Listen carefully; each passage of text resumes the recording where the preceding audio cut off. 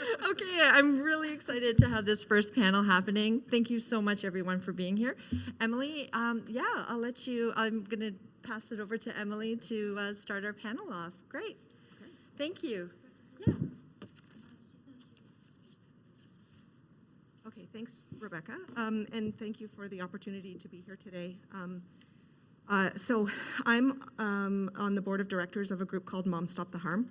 I don't know if, for those of you who don't know about Moms Stop the Harm, we're a group of about 3,500 families across the country. It was started in BC and Alberta by a group of moms who lost their children to accidental overdose. And so now we're a much larger group, sadly, for the reasons that we've come together, but we advocate for harm reduction, stigma reduction, evidence-based changes to drug policy, and we provide support for families who have suffered a loss or who are have a loved one currently with living experience. So I came to Moms Stop the Harm in 2017 when my oldest son, he was paralyzed from the waist down because of a drug-related harm. And I work in healthcare, and so I'm sorry, I'm the director of laboratory services in St. John, New Brunswick. And so witnessing his interactions with the healthcare system was really what drove me to join Moms Stop the Harm and advocate for people who use drugs, because it was really horrifying for me as a healthcare worker to witness what he went through. And so I want to start by thanking the people who are here on the panel this morning. And I just want to recognize how brave they are to be here, because Western medicine, we traditionally are very evidence-driven, and we often discount the voice of the patient as anecdotal. And so the additional challenge that these wonderful people face is the stigma and the criminalization of their health concerns. And so I want to start by thanking them for being here and putting themselves out there, and thank you all for coming to hear what they have to say. So to introduce the panel, we have right here beside me is Giulia Giorgio. Did I say that right? Okay. She's the founder of the Cape Breton Association of People Empowering Drug Users. She's Undoing the Harm Project Director and the Project Manager for MySafe Cape Breton.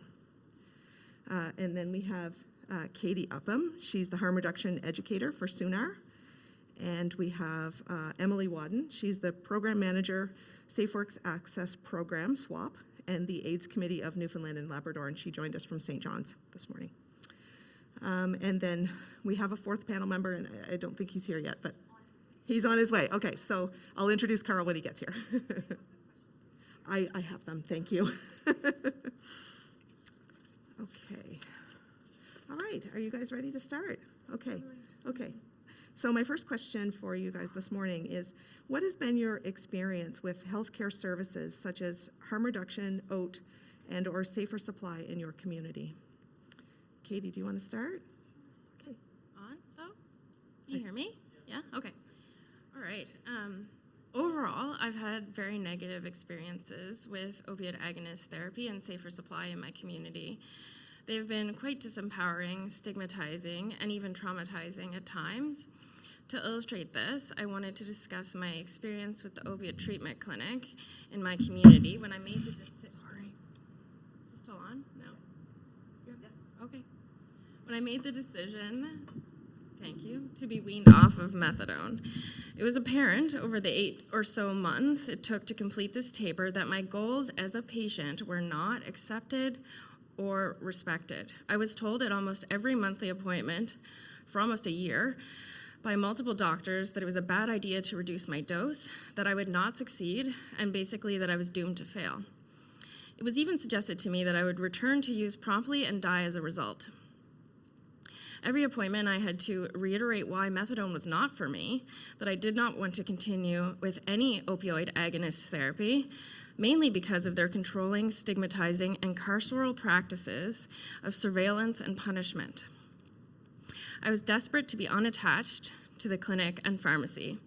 It was so disheartening to leave every appointment wondering if I was doing the right thing, and at times I did doubt my ability to be free from the program long term. But I am stubborn, and I persisted. There was also one member of their staff that I will be forever grateful for. In times of anxious self-doubt, their encouragement was my saving grace. It has been 15 months since my final dose of methadone. It was the correct decision for me. I have been successful, and I'm just so thankful that I no longer have to be subjected to urine tests, countless appointments, and judgmental pharmacists and doctors. I do want to point out, however, through my work in harm reduction, I have learned that not all opioid treatment clinics or doctors treat people this way. This is simply my experience. Care of people who use drugs must be patient-centered. Thank you, Katie. Thank you, Katie. Emily, did you want to? I can. Okay, wow. I don't love to hear my own voice, which is fine. So, yeah, honestly, my experience, this was a large question to answer, and it was overwhelming because there's definitely been a lot of bits and pieces, some pretty good, some not so great, and honestly everything in between. But I think some of the more, I guess, important things, or things that, you know, stand out for me as being, you know, things that have gotten me, you know, to this far. Because I guess some backstory, I've been on Suboxone for maybe like 15, 16, 18 months at the most, maybe. And through that, you know, I started, you know, with a new clinic, a clinic that through my, you know, daytime job as a social worker working in harm reduction, I work with the staff there already professionally. So there is a lot of crossover between personal and professional in Newfoundland, and it just is what it is. I mean, I run and work for the only, you know, primary harm reduction program. So of course we have to work with, you know, the OAT clinics and stuff like that. Sorry. So I think because of that, my experience has probably been a little bit better than most, in all honesty. Some things that stand out for me, like, to be honest, I go there and I know that I can tell them if I've used drugs. I don't fear, you know, being punished or kicked off my dose or losing my carries or anything like that. And in all honesty, is that because, you know, they genuinely believe in my abilities, or is that because they see me as a social worker first and a person who uses drugs second, versus the opposite, in which case, you know, the outcome might be slightly different. So I just want to recognize that, you know, although my experience hasn't been perfect, I definitely have a whole lot of privilege over many people in Newfoundland and Labrador who are on methadone and Suboxone, and I recognize that, like, my situation is definitely unique. But I think it's super important to, and I always say this, and I feel like a broken record, but to me, at the very least, all it takes is one person. All you need is one person on your team. Like Katie mentioned, it was one person that made that difference. And truly, if you can just be that one person that can be constant and consistent and just there for somebody, in all honesty, that in and of itself goes so far. And, you know, the relationship is first, and that is ultimately what's going to lead to success, is that patient-centered relationship. And yeah, I'll probably stop blabbing now, I think. I'll pass it on. Thanks, Emily. No and problem. You bring up a really good point, because you know, about the punitive nature of some of the methadone programs or the OAT programs, and you know, we don't withhold insulin from a diabetic who eats a birthday cake on the weekend. So it's a really important point to make, for sure. Giulia. Yeah, similar to my fellow panelists here. I too was on methadone. I still am prescribed methadone. And where I live in Cape Breton, I think I should say in general, there needs to be more access to safe supply. There's currently no safe supply in Cape Breton. As much as we've had opportunities, which I'll discuss a little more later probably, So currently, things are a lot better than they were when I arrived back in Cape Breton 6 years ago. I'm pretty privileged too in that I was granted the opportunity to work at a pretty good job at our harm reduction organization, the Ally Center. Was hired to be the community naloxone trainer as part of the rollout of our province's countering the opioid crisis. So I think it's important to identify that methadone, Suboxone shouldn't be the only options for people, and that people continue to die and not be able to access service because that model doesn't fit for them. And the medicalized model shouldn't be the only model for people. And I think the more that the Western, as you mentioned, the Western approach is part of the problem, right? It's we need to be able to inform our care, like to let people know what it is we need. And it isn't until we are taken seriously that things will start to get better. So yeah, I personally am lucky because I was able to keep my family doctor. I was on methadone many years off and on, and it never worked for me. I had a lot of pain, a lot of dependency. I was a heroin user for many years. And and as I've said at different presentations before, I guess a lot of you probably haven't seen those, but, and I don't want to take up too much time, but it wasn't until I found a doctor willing to prescribe my drug of choice that I was no longer criminally active and no longer had to source my drugs on the street. And that's what changed my life. And if more of that were accessible to people, you know, there'd be a lot less harm. So what was the question again? What experience like with healthcare systems safe supply? Yeah. So the ORP program in Cape Breton has really gotten a lot better, I gotta say. You know, they amped up service. When I moved there 6 years ago, there was still a wait list of 6 months, which was crazy, right? And now we have more people on methadone or Suboxone than Dartmouth General and Direction 180 combined. So like almost 900 people at the 4 opiate recovery programs. Even the name, you know, it's like they label the title of the assisted medication recovery as if that's everybody's goal, right? When a lot of people, that isn't their goal. Some people just want to be able to get by with the substance that they may need to do that with. And yeah, so anyway, it's good though. It's a lot better than it was. But a lot more, there need to be much more options available for people. And our doctor shortage doesn't help either, of course. So the medicalized model doesn't fit, right? For everybody, because especially in regions like ours, where, you know, we don't have the doctors willing to take on people with substance use history. So yeah, methadone or Suboxone is really the only option there right now, and I'm lucky to have a doctor in Halifax that prescribes for me. And with the lifting of the restrictions, thanks to COVID, I no longer have to travel here for my prescription every month, which I once had to do. So it's all very restrictive. And yeah, need to create better access for sure. Thank you, Giulia. You made 2 really important points. One thing I heard you say was, as soon as you were prescribed your safer supply, you were no longer criminalized. And I think that's really, really, you know, really important to emphasize. And then the other point is that recovery isn't always the goal. And I think, you know, we have to kind of change our way of thinking to recognize that people who use drugs use for a variety of reasons. And one of them is because they like to. So, okay, next question. What do you see as some barriers to accessing harm reduction, OAT, and or safer supply in your community? Katie?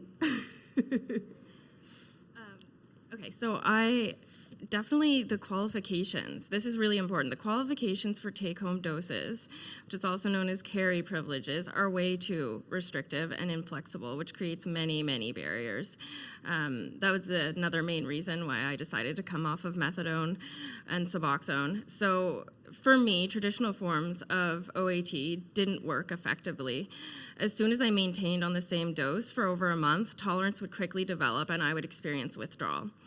What resulted was a pattern of increasing my dose, which then I'd have negative side effects as a result. So then I would drop my dose back down and the cycle would repeat. So I never found a therapeutic dose.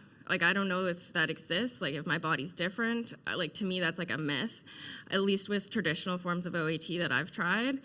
The problem was, in order to be considered stable enough to get take-home doses, I need to be on the same dose for months. And that goes back to, you know, our idea of success and what recovery is and what's stable. Like, being on the same dose is stability.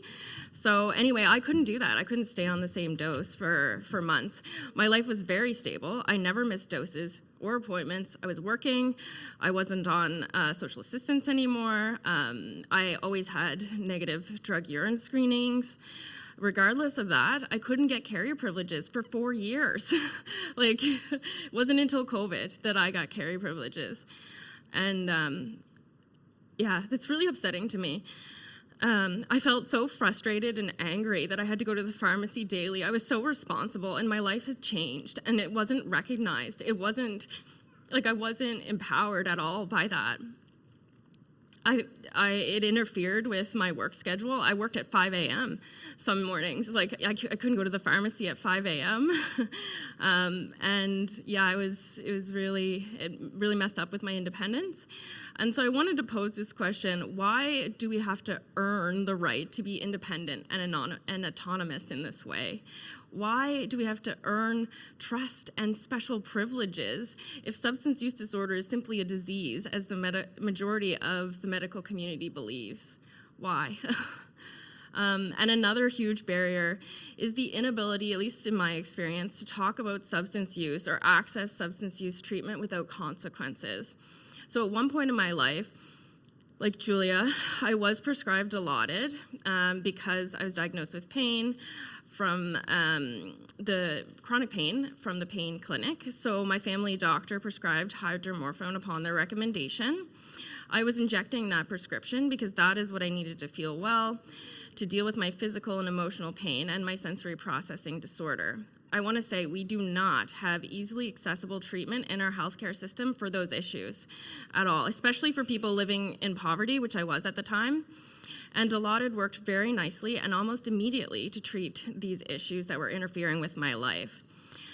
And I also want to point out that even though I had a version of safer supply, in that I had access to a pharmaceutical alternative to the street supply of drugs that worked for me, I did reach a point in my life when I wanted to change my relationship to substances. So some people think if we give a safe supply to people, we're enabling them, or like they'll just continue forever. That wasn't the case for me, like not at all. So I started experiencing significant consequences from my injection drug use, and I decided to go to detox. The detox doctor notified my doctor that I was using Dilaudid in a way other than what he had prescribed. She didn't tell me this either, she just called him. And I lost my doctor immediately. I got a scathing letter in the mail. I never got to actually talk to him face to face, not a phone call. And he divorced me as a patient.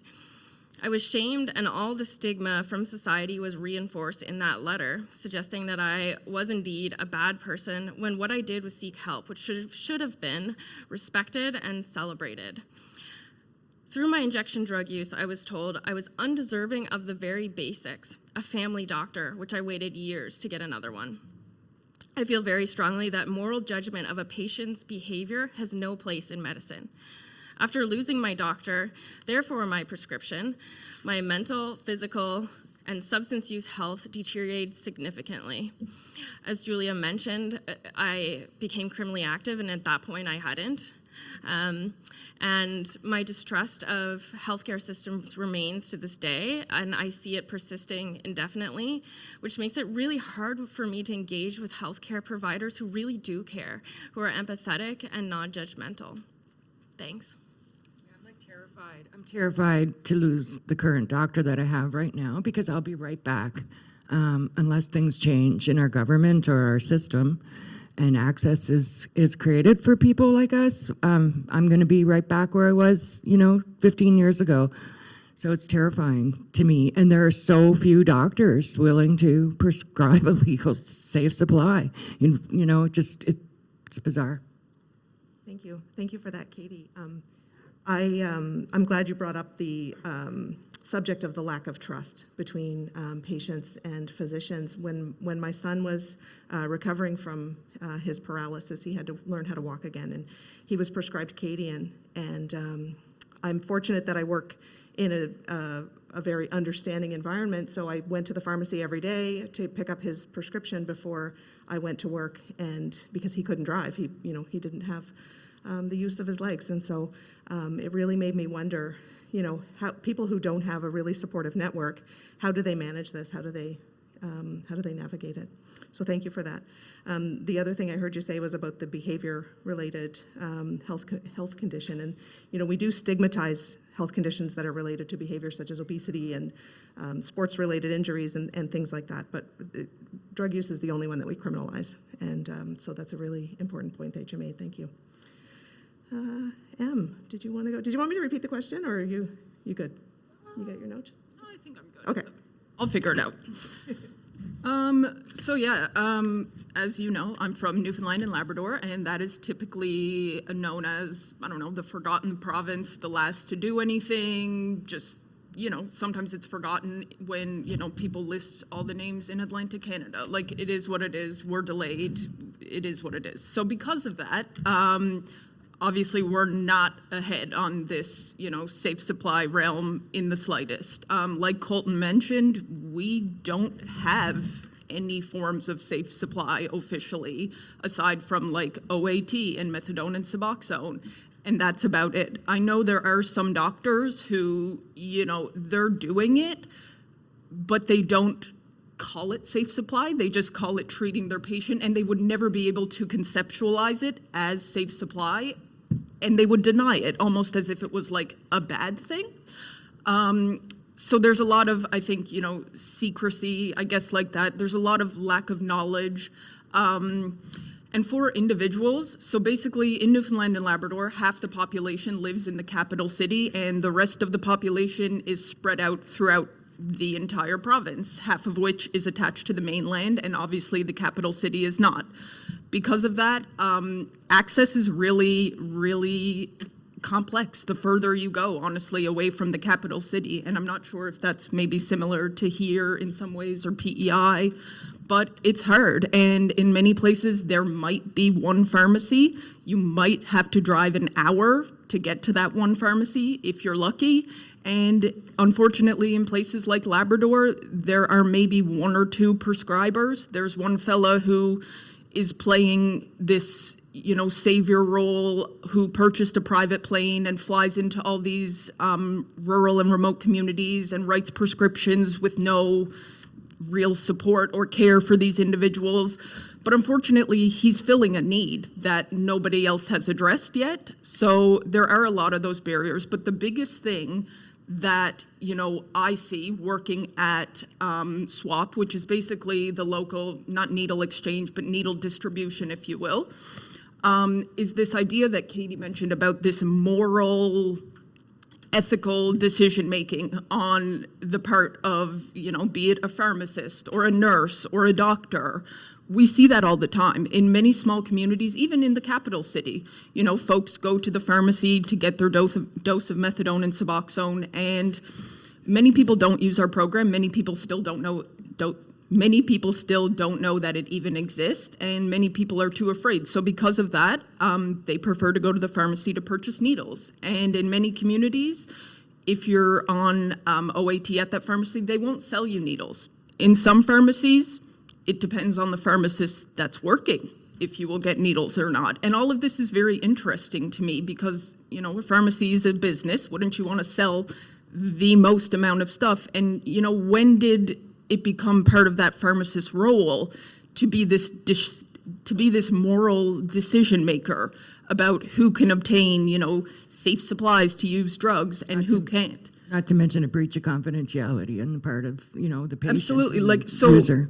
honestly, folks in our province, like we're still struggling with very, you know, basic foundational issues right now. Like, we are in no way prepared, really, at least systematically, to take this next step because we have no support for it as it is. You know, we don't have an OPS, and it would be great if we opened one. However, it wouldn't change a whole lot. You know, there's no support networks to manage referrals that they might get or to support folks in counseling or treatment or detox.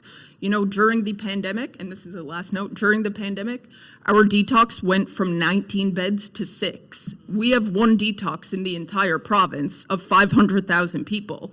So they put it to 6 beds. And yeah, so it's going really well in Newfoundland. Anyways.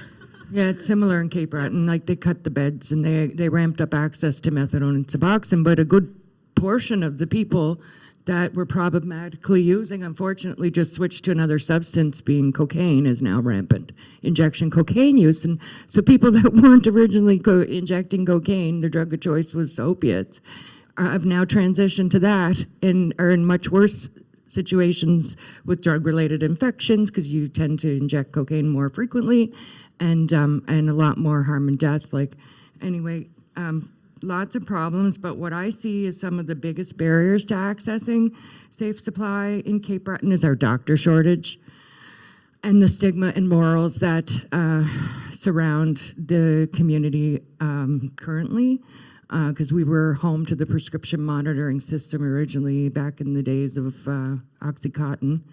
And so, and that system of flagging people who are prescribed narcotics and having to undo that mentality.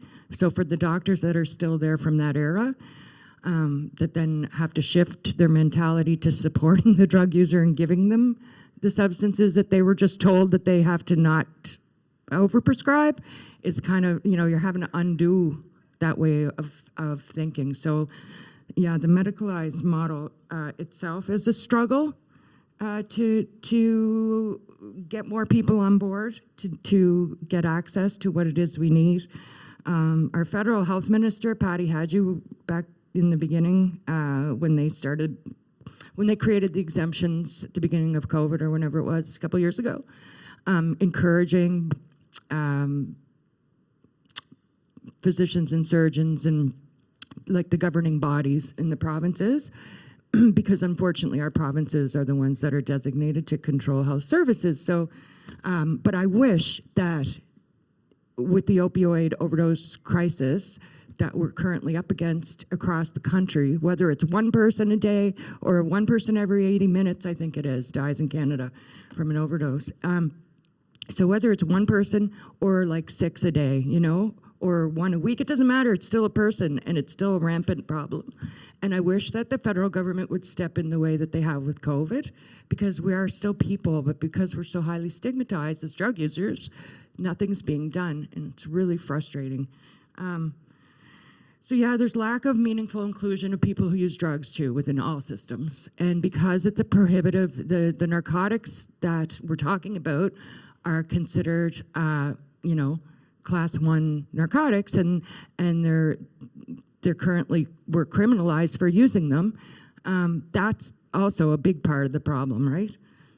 Regions like ours that have the highest rates of overdose death, drug-related harm, as I mentioned earlier, combined with the unwillingness of the province to support evidence-based services such as safe supply, yeah, we really need the feds to step in, and because I don't foresee enough change happening at the rate that we need it to as people who use drugs. I can't imagine being somebody that's currently like working at the Ally Center as I did for the past 6 years, and now directing this project to try to undo the harm of stigmatization and criminalization of people who use drugs. It's a huge, huge task I have ahead of me because of the nature of the climate of what we're living and what we're up against. We're still, as long as we're criminalized for using substances and don't have access to a legal, safe supply of drugs, it's going to just perpetuate. Nothing's going to change, right? So I see the system, the policies and protocols and the laws that are currently in place that trickle down through all systems, including our healthcare system and every system that we are expected to access. We're stigmatized at every turn the minute that it's identified that we're current or former drug users. So yeah, those are the things that I feel need to change before anything else is going to get better. And it's good that there's a trend to listen to our voices here, like at a panel like today and previous ones, but it's not enough. It's, you know, it has to be more than just a preaching to the choir, tokenistic things. We should be on every service that we are expected to access in community, should have an advisory committee that's included around decisions and policy development.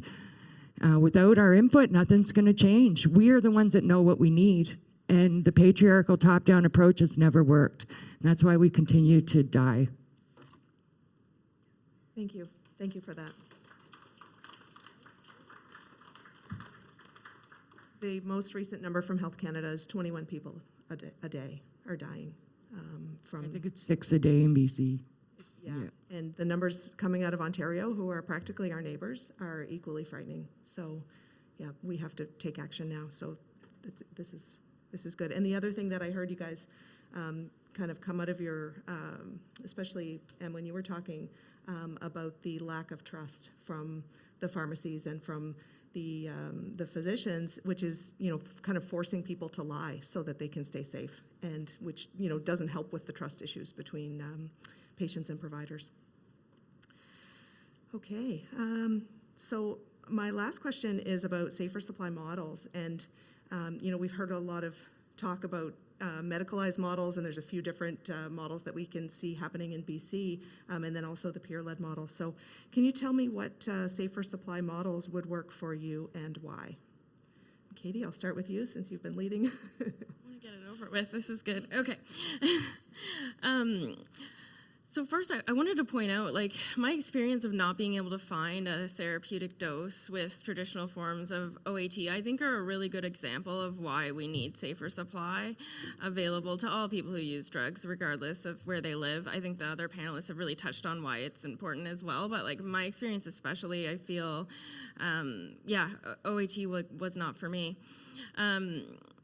Yeah, and the stigma, judgment, and carceral procedures that I was subjected to in accessing treatment for my opioid use, I believe, would make a strong case for why a peer-led model of safer supply would be best. The value of peers providing services to other peers cannot be overstated. We are uniquely equipped to understand the challenges that people who use drugs face in the healthcare and criminal justice systems. And we have the ability to provide understanding and empathy at a level that often others cannot. That being said, I'm in support of any model that is flexible, low barrier, and patient-centered. My ideal safer supply program would be one that does not utilize urine drug screenings due to their inaccuracy, one that rolls out take-home doses quickly and easily and employs people who use drugs. Although the experiences I shared were quite negative, the good news is that it's not all doom and gloom. Like, there exist these practical solutions to the barriers that I faced. It's frustrating. We keep, you know, people who use drugs keep saying, this is what we need, this is what we need. Please help us out. There are solutions here. So given our current drug policy, we desperately need prescribers that see the value of safer supply programs and the importance of giving people who use drugs the trust and agency to run their own lives as they see fit. I would love to see safer supply become completely non-medicalized, as Giulia alluded to eliminate this barrier of lack of prescribers and have compassion clubs be available that are entirely run by people who use drugs. And I think my other panelists are more equipped to answer this question, so mine's short. Sweet, thanks. Pretty much set it up. Oh. Yeah, thanks, Katie. So yeah, so my model, I mean, it would definitely, you know, look like what Katie said and what Giulia will get to, of course. But honestly, I think had I been or had the opportunity to, you know, be subjected to services that had people with any sort of, you know, lived experience, whether they were employed or as, you know, peers or just around anything, honestly, anything.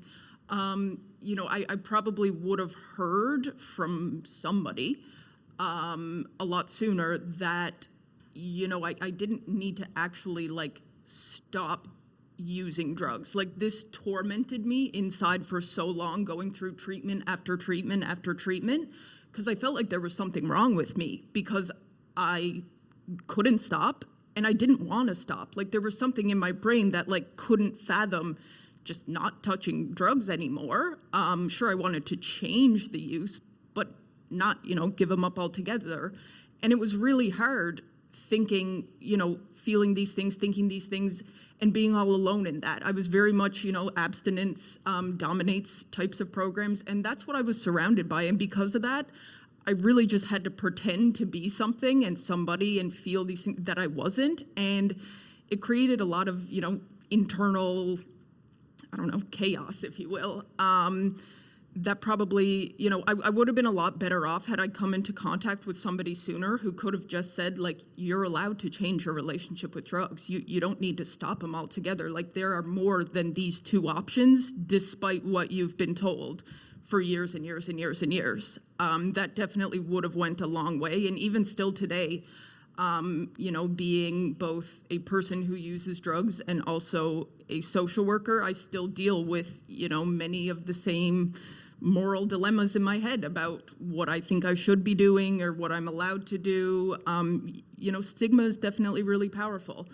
Another super important point that I think, you know, needs to be included in whichever model is flexibility. Flexibility of, you know, drug of choice. Like, sure, I'm on Suboxone. Sure, it's been going okay, but it's not enough. I always crave drugs. Like, it's not a secret. Like, I tell my practitioners this all the time, but it just kind of is what it is. Like, what else are they supposed to do for me? You know, like they're doing their job and I'm whatever. Like, it just is what it is, and that's kind of the end of the discussion. But it's not good enough. So any type of flexibility in, you know, drug of choice, flexibility in appointment type, be it, you know, in person or not in person, just flexibility in dosages. I, like Katie, I'm someone who, you know, in the past, I like to kind of play with my dose, if I can. And, you know, I'm fortunate that my practitioner has been supportive of that, but I can't imagine if she wasn't. I can't imagine, you know, asking her to maybe go down and then if it wasn't good enough, not being able to go back up automatically. Like, that's terrifying. So just this huge flexibility. Flexibility is key. And yeah, I know that was a harsh ending. Sorry, I didn't know how to end it off super smoothly, but you know. No, that's okay. I know. It was great. It was not great. the smoothest person, you know, so. And I heard someone else say that this weekend. I attended a roundtable discussion, and there was a gentleman there who said, you know, he, within 1 month of being a drug user, he knew more about drugs than anybody who could prescribe him any drugs. And I agree with that 100%. I learned more from my son about drugs than I could ever learn from any textbook. So thank you for bringing that up. Okay, Giulia. Yeah, on that note, the peer-led models currently are the most successful. First, I think it's important to say that in Cape Breton, as in Newfoundland, there are no safe supply models right now, like none. There is methadone or Suboxone, but as you've heard, it's not ideal for everybody, and it's not ideal for most in that they continue to use other substances, often illicit, which, you know, allows for all that harm to continue in their lives, and the criminalization and the poverty and the inability to get back any kind of quality of life, right? So, you know, I just had a thought, like back in the 90s when they had the Naomi trials in Vancouver, and they still do now, I believe, have, you know, more options than we do on the East Coast. It was a pilot project, but all the people that were on it, majority of them, I don't remember the percentage, but no longer used illicit substances, right? And so with the success of the project, if they had a rolled out access to that across the country at that time, imagine the amount of deaths that would have been prevented, like today, if people had access to their substance of choice, especially their opiate of choice. So, you know, we need more choice as people who use drugs. And there are companies out there willing to do it for us. There's Fair Price Pharma, who are working with Dolph out west, the Drug User Liberation Front, that have been handing out, you may have seen in the news, the cocaine, meth, and heroin, just to show the government that it can be done. But they also proposed another route of like producing producing the drugs here in Canada and through either a company, Fair Price Pharma, or you know, developing farms and employing people who use drugs, you know. And same with the peer-led delivery model, service delivery model of the MySafe, for example, model, which is a low barrier peer-led model. If we had one of those, and the machines are created here in Dartmouth by a company called Dispension, and if we had one of those machines, like everyone says, oh, they're so expensive. Well, how much is a life worth, you know? If each rural community had access to one of those MySafe vending machines and a peer-led model whereby, you know, you could talk to somebody that's your peer coming in the door is operating the program, working together with the doctor and a nurse a couple hours a week. You don't need much to run it. It's a peer-led model, and it works. Right now in Canada, it's actually the most successful model of safe supply out west is the MySafe peer-led model. A couple months ago, I think only 3,000 people across Canada had access to safe supply across the whole freaking country. You know, it's crazy when you think about the exemptions the federal government put in place and how many doctors and physicians we actually have employed in our country, and only 3,000 people have access to safe supply. Like, why? It's stigma, right? It's there's so many levels of it. It's infiltrated. It's the prohibitive nature of the drugs themselves, the laws, and then we become criminalized, and then people are justified in treating us in that way all throughout all the systems, and that's the combination of those two things have to change. But yeah, of course, a peer-led model would be, or just a legalization and access to safe drugs. Yeah, it would be great if those drugs I mentioned earlier could be distributed to all the existing OPSs, overdose prevention sites, and set up shops like for drug user advocacy groups like CAPE could deliver a MySafe model or a Compassion Club model, or both, you know. But in rural regions where we don't have doctors, where there's such shortages, that model would work wonderfully. We could have this space for the client to come in and have a virtual, however often, consultation with their physician, and then the technician, whoever it is, be it a pharmacist or a technically inclined person with lived experience, could load and maintain the machine, and then, you know, the manager could be also like someone like myself and operate one of those in each community. It would create employment for people that have been otherwise criminalized, able to get back on their feet and get back to their community. It's a wonderful, you know, it's win-win all around. So that would be my ideal model. Thank you, Giulia. And I think it's important to note that even though harm reduction measures are expensive, we save tremendously on the other end with the healthcare costs. My son's hospital visit alone, he was in the hospital for months, and I got the bill for 11 days, and it was $33,000. And so, you know, that didn't include any of his surgeries or anything like that. So Less than the cost of, it's more than the cost of one of those machines. a lot more, yeah. Okay, thank you very much, everyone, for your wonderful answers to our questions.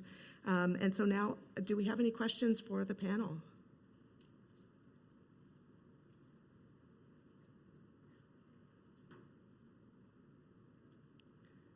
Nobody has any questions? Oh, yeah.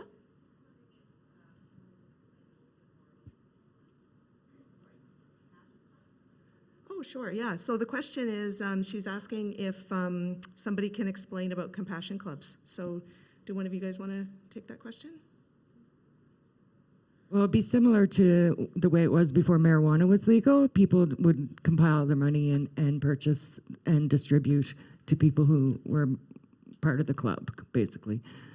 Similar to what DOLF, the Drug User Liberation Front, are doing right now out west, is fundraising and getting enough money together and then purchasing the substances. Unfortunately, they're doing it on the dark web.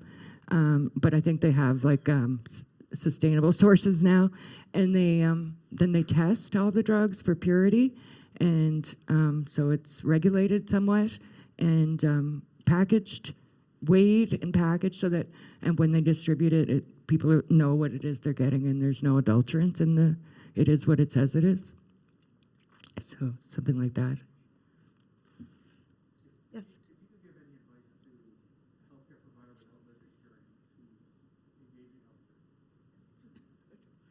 Hello, that's better. If you could give any advice to a healthcare provider who doesn't have lived experience, just in terms of how to make your experience better, and I would appreciate that. I would say reach out to us, reach out to SUNAR, reach out to CAPE. That's why we're here. We're advocates that have lots of lived experience and would love to connect with physicians interested in supporting our community. I would say definitely leave your judgments at the door and just treat us as human beings and be kind to us.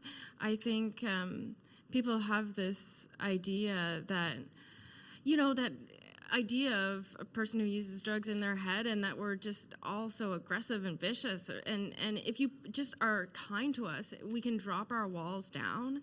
And, I just remember those few people that were kind to me, and it made such a difference for me. Like, there is still a person that I want to thank in my community who gave me $20 in Sobe so I didn't have to steal drugs, and people think of that as enabling, but I literally keep driving by their house thinking, I need to write a letter. I need to let people know how important this is.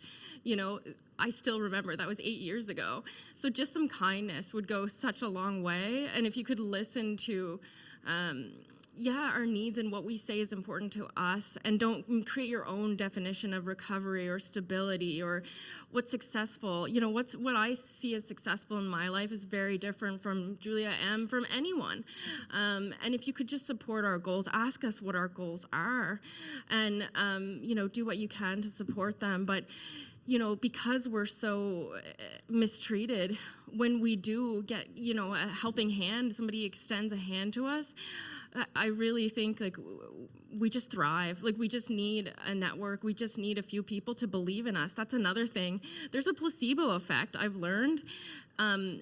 In doctors' belief of a prognosis, not just in a pill placebo effect. So if you say to your patient, I believe in you, you can do this, you've got this. There's they've studied this. There's a placebo effect in that, and if you could just believe in us, because it's hard to believe in ourselves. Just need one person, or, the more the better. We're so highly stigmatized at every turn. As soon as we're identified as somebody who's either currently or formerly used drugs or have a criminal record, it follows us everywhere, and it's so hard to climb back up out of that, so hard, because of the way our society is set up. So, yeah.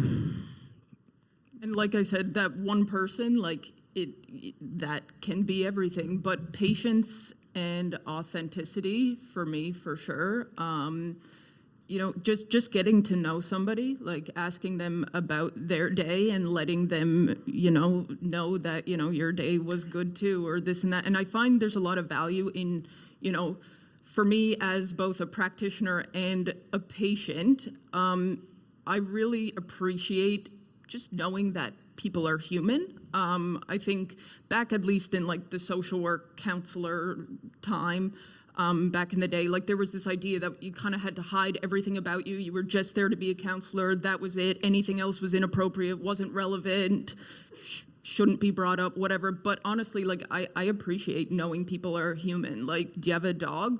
I appreciate knowing that. These little things that just, we're all human. We all go home here and, eat supper, or drive around, or go to the mall. Like, just understanding and knowing that somebody is human and building the relationship authentically from the ground up like that, to me, is everything and can do wonders for sure. I think that we're privileged, though, that us sitting here today. Like, I think that people that are in the throes of it right now, that are homeless, that don't have a doctor, that don't have a, are totally street involved because they have to be there, just barely surviving. I think, realize that those people need support too, and most. And yeah. I was gonna say that there's a power imbalance there too. So I think if you can keep that in mind, which like I can only imagine that would be hard, but there is such a power dynamic there between, like, literally that's all I wanted and needed was my prescription. That's it. That's all I needed to survive. Like, Yeah. that's huge. That's the start. That's that's the power that you have. Literally, like, it can make or break my life, and if you can recognize that power dynamic and try to balance that, as best as possible so that we feel empowered too, and we have like a working relationship together rather than being told, that's what works best, and that's, how we can heal too, if we can just work together. Yeah. The two people that we managed to get on the MySafe, I'm not the manager of the MySafe project because it didn't get off the ground, but it almost did. And unfortunately, people aren't ready to trust us as people with lived experience to be the first and only model in the community, I guess. I really don't know the real reason. I do know, though, that at the provincial level and at your monitoring body, there needs to be more support for safe supply, and those of you who are doing it. And I think if you look at me now and you look at me back before I got a prescription for morphine, and you see how far I've come, I could not have done that without that prescription. And I'm like a completely different person today. I have my own property, I have family, I have everything back in my life, and all I needed and begged for 10 years while I was criminally active was that prescription. And it wasn't until I finally got it that I was able to start putting the pieces of my life back together. And that was the same for all those other people that are like me out there that don't have access. So just remember that. Thank you for that, everyone, and especially thank you, Giulia. I think your story is so powerful, and appreciate that. Thank you. Do we have any more questions? Yes. Should I introduce myself? Okay, so my name is Morty. I work at Mainline, and I'm a person with lived experience. But mainly, my question is, so what do you think it says about organizations that have a complete lack of lived experience on their staff?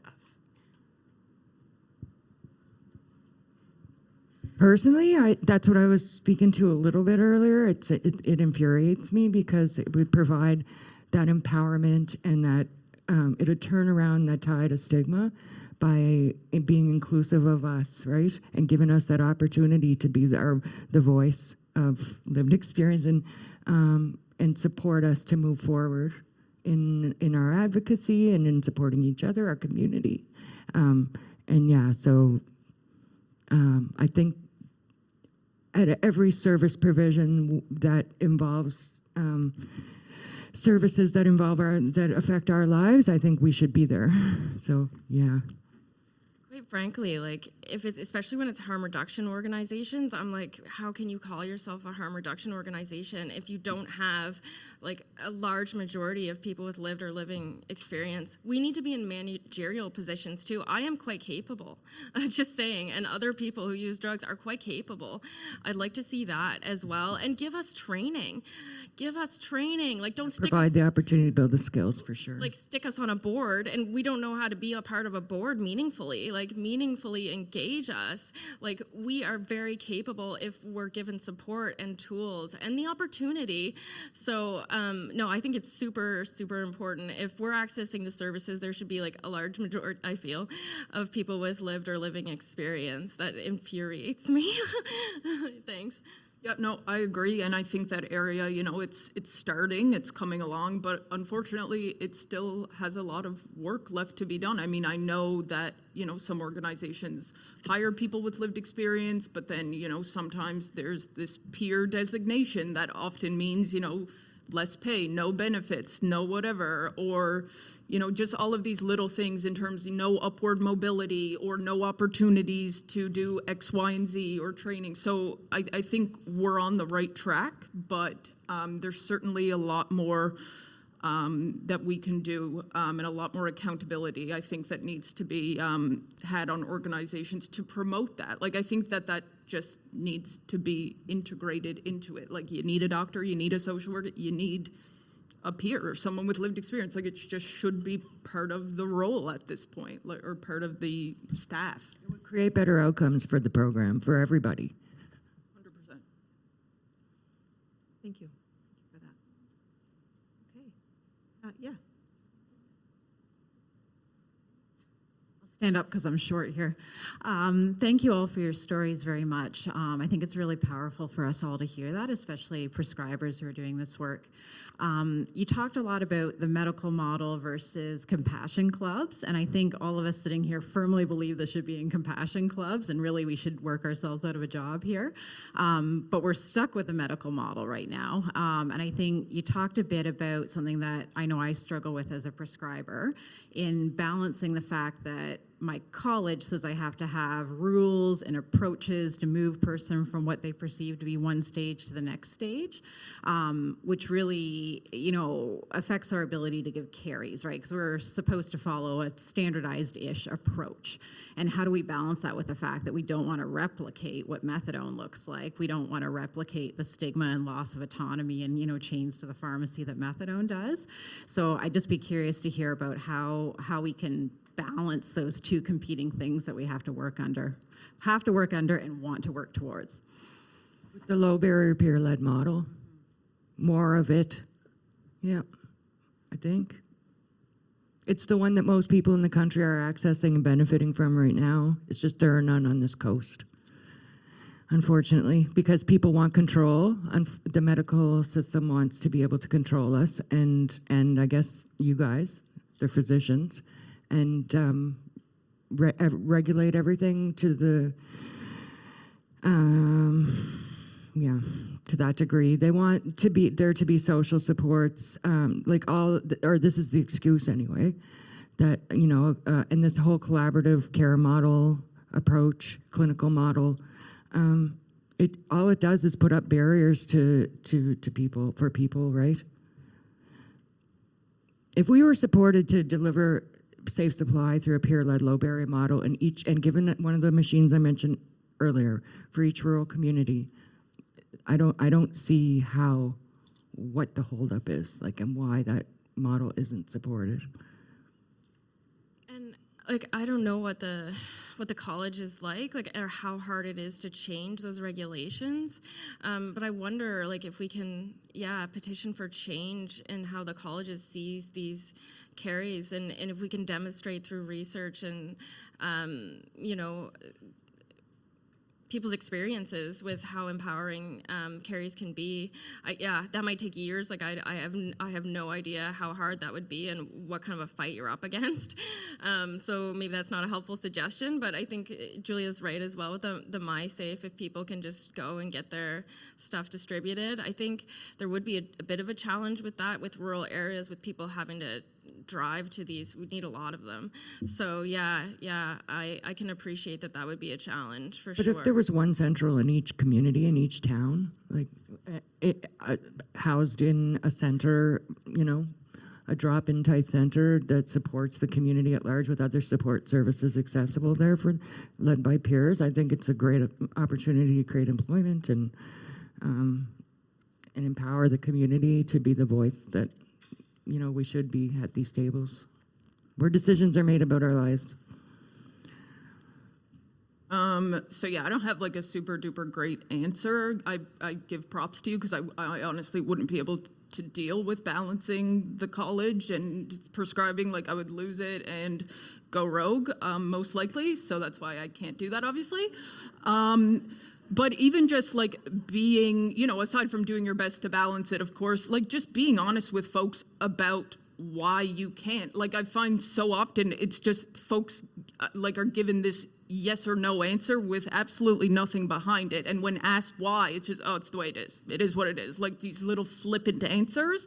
And even just explaining the process to somebody and the reasoning, at least for me, goes a really long way, because it gets rid of any idea that like you're the person that's giving them that no for a personal reason and for some personal vendetta. Like it's just more systemic bullshit, It's right? so political, and it shouldn't have any place in our lives, you know, and it does so much.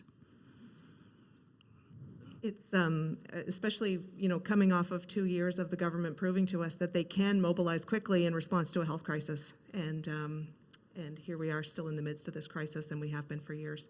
And I'm glad that we're going to be hearing from prescribers later on about the barriers that they're facing. So that's a really, really important part of the conversation.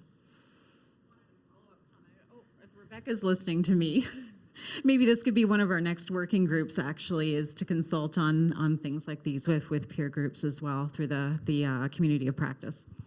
Be happy to, eh? Any more questions?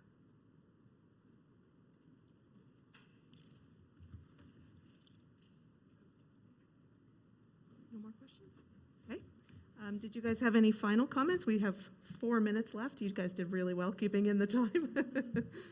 Just that I really appreciate being able to share my experience and to be respected. Like so far, all of my experiences have been really positive and being honest and open, which I didn't have. So I find these opportunities to be really healing. And yeah, I just appreciate that everybody seems engaged and are really taking it in. And so I really appreciate all of you. Thanks.